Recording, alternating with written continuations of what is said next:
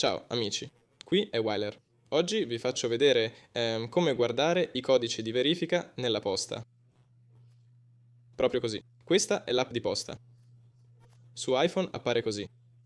Qui, come vedete, c'è una lista dei vostri indirizzi. Io ho solo il mio indirizzo.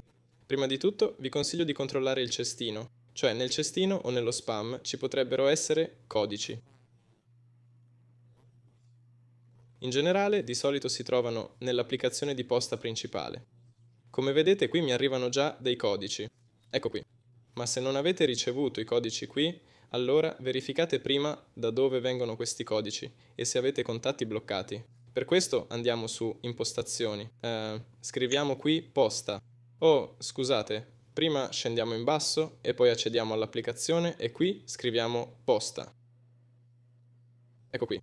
E quindi controlliamo qui. Controlliamo i contatti bloccati. Ecco qui.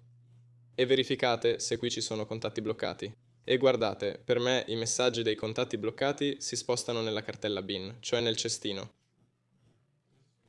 Quindi la controlliamo subito. E questo è tutto. Con voi c'era Wyler. Ciao a tutti.